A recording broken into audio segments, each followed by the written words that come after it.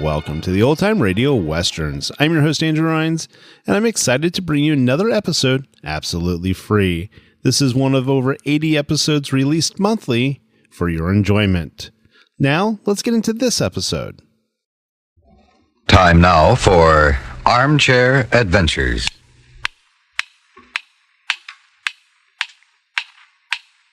I've been expecting you, and you're right on time.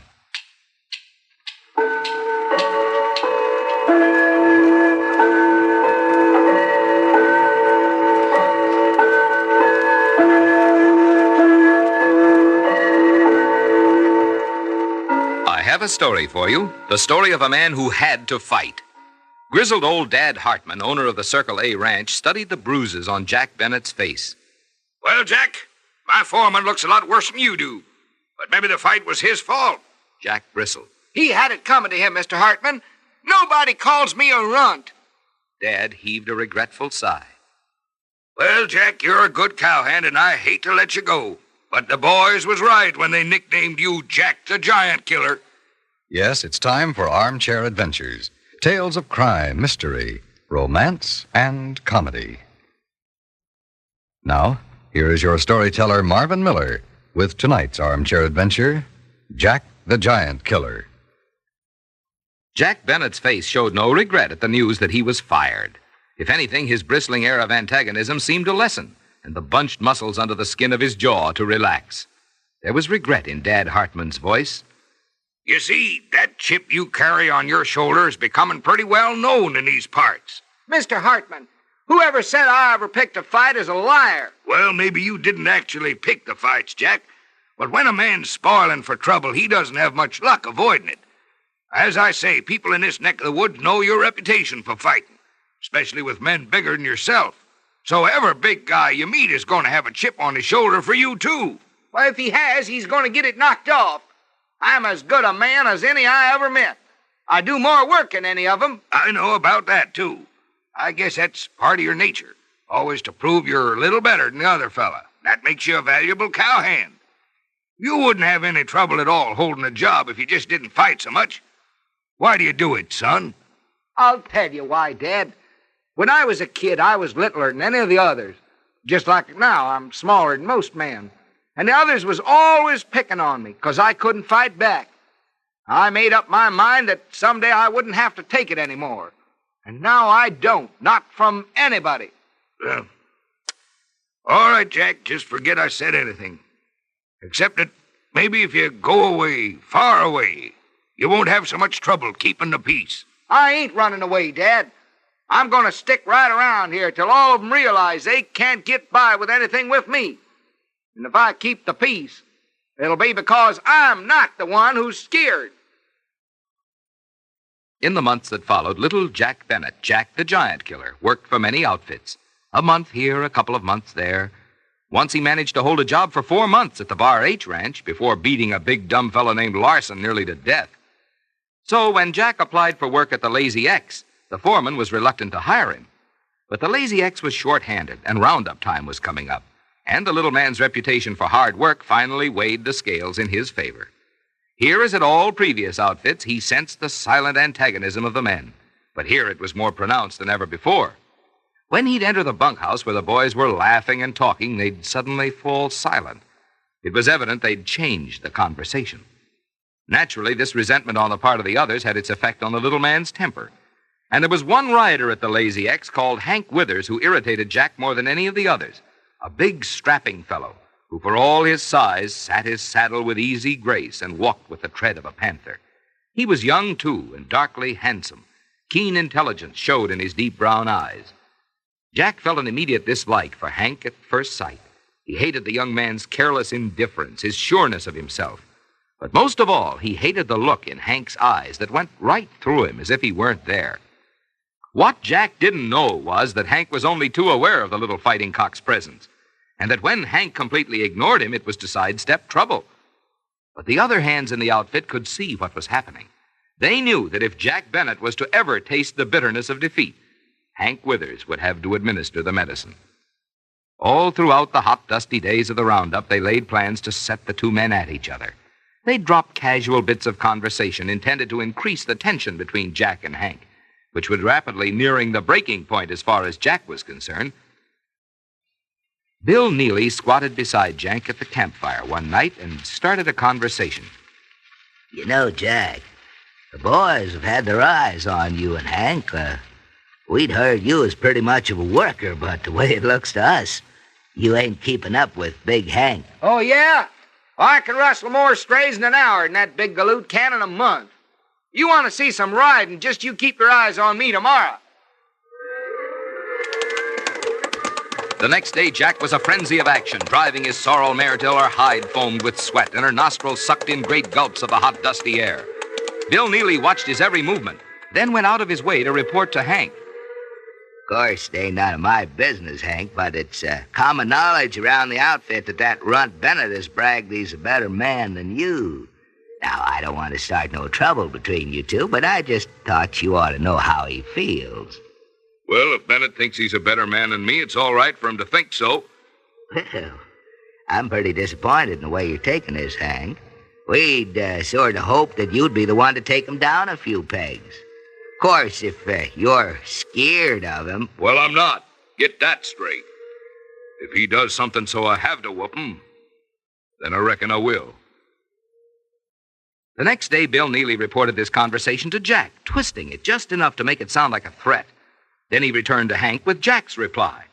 It didn't take long to get the two of them worked up to a pitch where anything could happen, and shortly it did. On the night the outfit returned to their quarters from the roundup, tired out and with tempers frayed from the grueling days of toil, the incident occurred which set the match to the powder. Bill Neely had left his dog behind, and now upon their reunion, the dog was frisking all over the bunkhouse. It happened to dash across the open doorway just as Jack Bennett stepped in. Jack tripped on the dog, almost went down, and then in a flash of anger, his foot shot out. Bill stepped up to defend his pup, and the enraged little man lashed out with a vicious right and left, which sent Bill sprawling. Hank got out of his bunk and advanced toward the giant killer. Listen, Bennett, why don't you pick on somebody you can't lick? If you mean yourself, come outside and say that again. Uh-huh. I guess maybe I will. Come on. Outside in the moonlight, they squared off. The big man waited for the rush he knew would come. The small man waited for the other's guard to drop momentarily, and then flew forward, arms swinging. Around and around they struggled, Jack holding on, fighting in close where his shorter arms could find their mark. Hank pushing the little man away and landing smashing blows. They heaved for breath. Still they fought on, until one great swing by the big man caught Jack flush on the chin. His body straightened up and stiffened, then he fell flat on his back in the dust. A cheer broke from the doors and windows of the bunkhouse where the men had watched the battle. Hank turned toward them. Well, I done your dirty work for you now. I hope you're satisfied. He bent and picked up the little man, carried him to the water trough. With his big red checkered handkerchief, he washed away the blood and dust. He carried his victim into the bunkhouse and laid him gently in his bed. Then he turned to the circle of men. I want all of you to forget this happened. Because if I hear of any of you shooting off his mouth, you'll have to answer to me. Now go on. Get to bed, all of you. One of the men could not keep silent. But Hank, he had it coming to him. Somebody had to do it. Maybe so. But that don't change the facts that he's the gamest little guy that ever lived. The men lowered their eyes, kind of ashamed. Then one by one, they shuffled off to bed. Hank lay awake in his bunk. His body ached with weariness, and yet sleep wouldn't come. Sometime later, he heard sounds of regaining consciousness coming from the giant killer's bunk. And then shortly after, stifled sobbing. Big, heart-rending sobs of a man who's lost all desire for living. Then the crying ceased, and he could hear the little man collecting his belongings. Soon the door creaked open, and then all was still. Big Hank lay silently another moment, thinking. Then he, too, got up, wrapped his kit in his blanket, and stole out to the corral. Jack was tightening the saddle girth of his sorrel mare and didn't look up when he heard Hank approaching. Where you going, Jack? Why don't you leave me alone? Ain't you done enough? I just thought maybe If I couldn't persuade you to stay, I'd go with you. See, I got my bindle. Why would you want to go any place with me? Well, I reckon maybe we got something in common. Leastwise, I know those guys in there are against you, and I'm against them, so that must mean you and me are in the same boat. Why should you be against them? They look up to you. No, they don't look up to me. I'm just a big stiff they can use. That's the way it's been all my life. If I was mean as well as being big, then they would be afraid of me and leave me alone.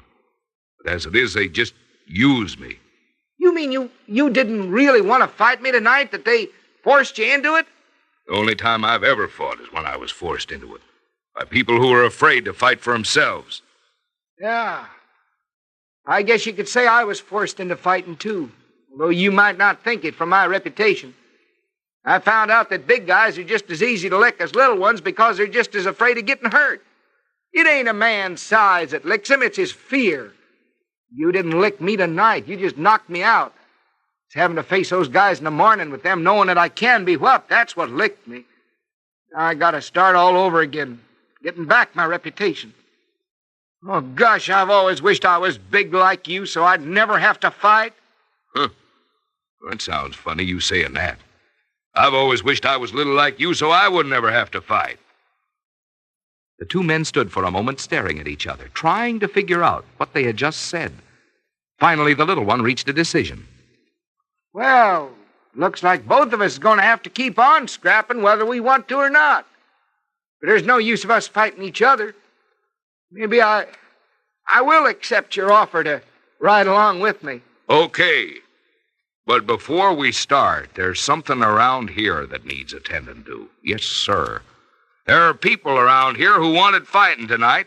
It wasn't me, and it wasn't you. You mean the people who wanted to see fighting should get to really see a little of it, huh? The big man grinned and nodded. The little man smiled and grabbed the other's arm. Together, they marched back into the bunkhouse. Shortly thereafter, from the big long shed came cries and groans and crashing. Men fled from both its doors, clad in their underwear and nightshirts, and were swallowed up by the desert night. You've been listening to another Armchair Adventure.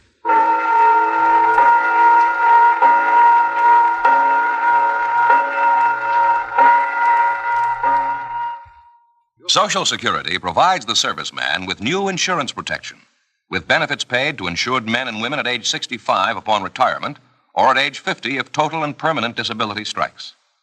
Social Security also represents family survivor benefits for a serviceman's widow and minor children.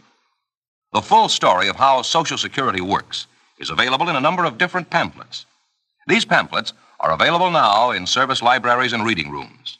They take only a few minutes to read, and the information you get will help you plan for the future. First of all, you should know what Social Security can mean to your family in the event of your death. And it's important to learn how many years of service you'll need to qualify for this second retirement check. Servicemen can collect Social Security at age 65, but women are eligible at age 62. Have you investigated your Social Security benefits?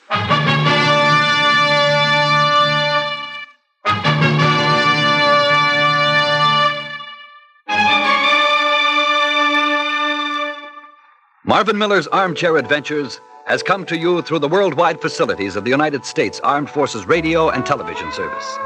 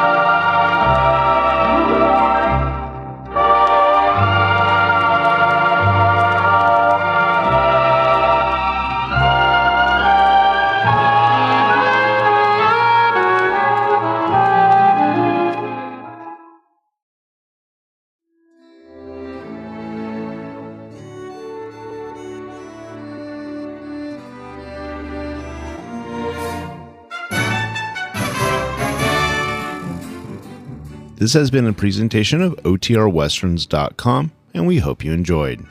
Please take some time to like and rate this episode within your favorite podcast application.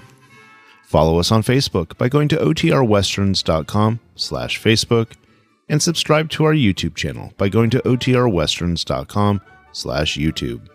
Become one of our ranch hands and unlock some exclusive content. We want to thank our most recent ranch hands, Steve, Technogod, and Craig, who joined us recently. You too can join by going to OTRWesterns.com/donate.